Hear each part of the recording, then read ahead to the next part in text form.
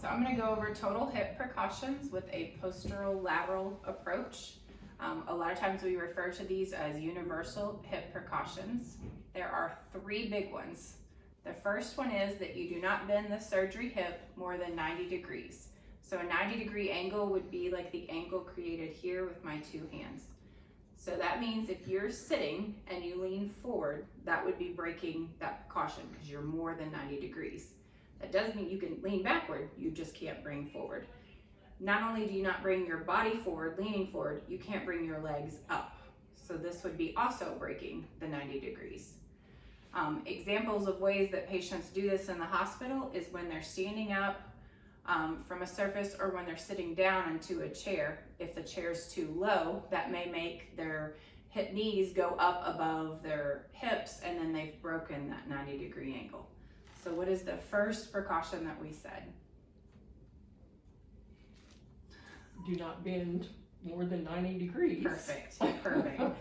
So don't bend more than 90 degrees. So does that mean that if there is something on the floor, could you reach down and grab it? No. No, because that would be bringing your body over and breaking that angle.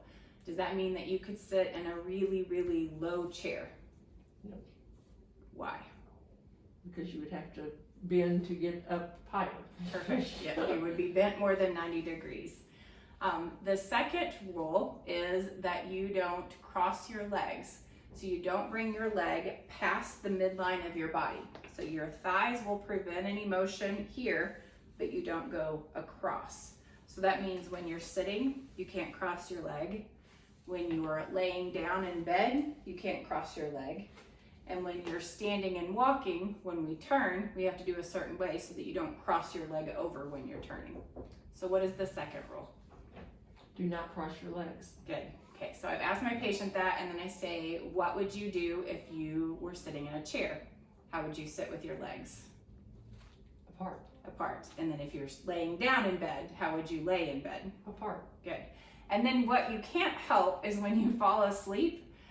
So what we try to do is keep a pillow or a wedge in between your legs so that you don't accidentally do that in your sleep.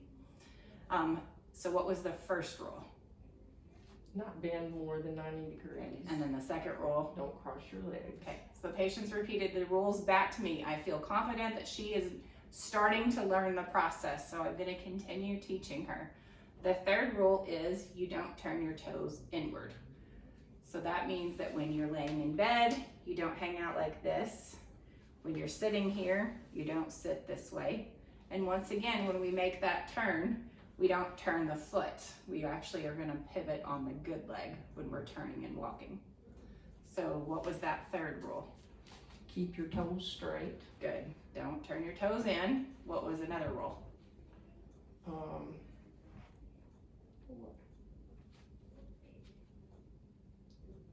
Do not lay in bed with your toes in. Right, good.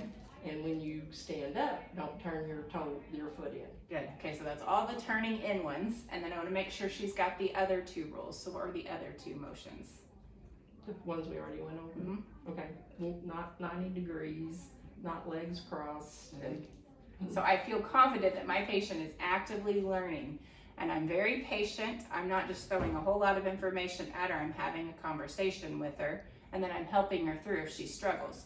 But you notice when she started to struggle and she was thinking, I didn't interrupt her and give her the answer because I want to make sure that she has the answer, that it's not just me. So ways that we want to look at in your house is if you have overstuffed couches that sink you into it, that would break that 90-degree rule.